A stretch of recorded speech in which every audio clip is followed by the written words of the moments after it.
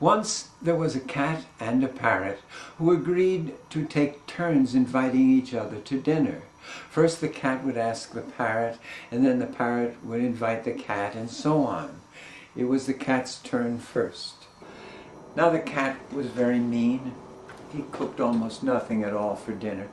Just a plate of milk, a little slice of fish, and a biscuit. The parrot didn't say anything, but he did not have a very good time.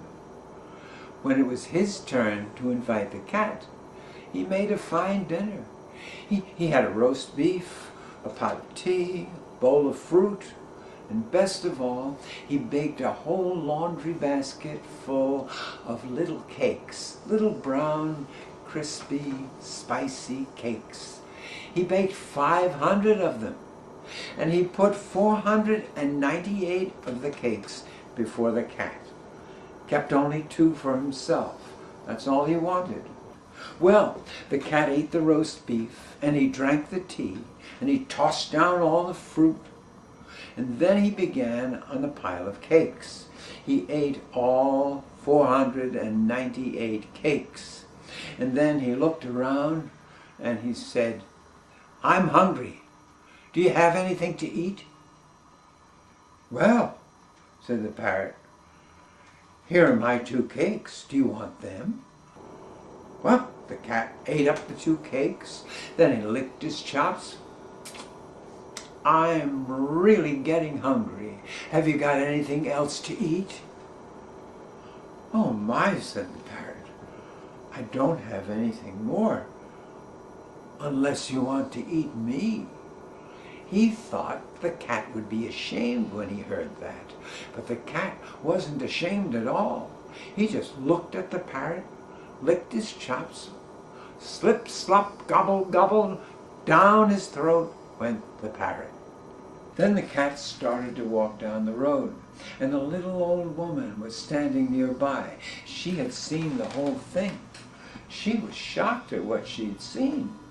"Cat," she said, "that's terrible. How dreadful of you to eat your friend the parrot." "Friend indeed," said the cat. "What's a parrot to me? I've a good mind to eat you too." And before you could say lickety-split, slip, slop, gobble, gobble, down went the little old woman. Then the cat started down the road again. He strolled down the road confidently because he felt so fine. Pretty soon he met a man leading a donkey. The man was shouting at the donkey and pulling on him to hurry him up. When he saw the cat, he shouted out, "Get out of my way, cat. I'm in a hurry. My donkey might step on you." "Donkey," said the cat. "What do I care about a donkey? I've eaten 500 cakes. I've eaten my friend the parrot. I've eaten an old woman. And what's to stop me from eating a miserable man and his miserable donkey?" And slip, slop, gobble, gobble, down went the old man and his donkey.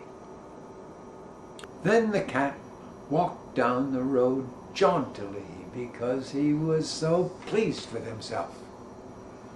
Before long, he met a procession coming the other way, like a parade, and the king was at the head, walking proudly with his new bride, the queen. And behind him were his soldiers, marching and marching. Behind them were lots and lots of elephants. The king felt very kindly toward everybody because he'd just been married.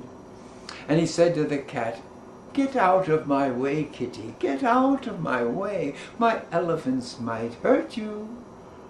"Hurt me," said the cat. "I've eaten 500 cakes. I ate my friend the parrot. I ate a little old woman. I've eaten a man and his donkey. What's to stop me from eating a foolish king and his queen?" Slip, slop, gobble, gobble. Down went the king. Down went the queen. Down went the soldiers. And down went all the elephants. Now the cat walked down the road more slowly. He really had enough to eat. But a little further on, he met 2 little land crabs scuttling along in the dust. "Get out of our way, pussycat," they squeaked in their land crab sort of voices. I don't really do a land crab voice. That's the best I can do.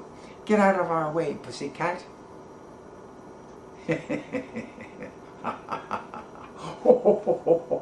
Oh, laughed the cat. "I've eaten 500 cakes.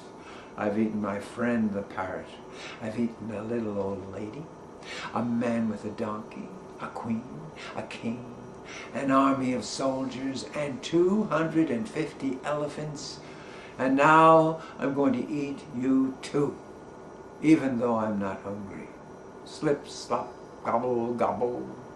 Down went the 2 land crabs. When the land crabs got down inside, they began to look around. Very dark. But they could see the poor king sitting in one corner with his bride. Near them were the soldiers jostling each other because there was not a lot of room. And the elephants were there too. It was very crowded. And in another corner sat the old woman, and near her stood the man and his donkey. And in one more corner was a great big pile of cakes. And the parrot, he didn't look very good. His feathers were all droopy. "Let's get to work," said the land crabs. And snip, snap, snip, snap, they began to make a little hole in the side of the cat with their sharp claws. Snip, snap, snip, snap, snip, snap, snip, snap, until it was big enough to get through. Then out they scuttled. Then out walked the king with his bride. Out marched the soldiers. Out tramped the elephants.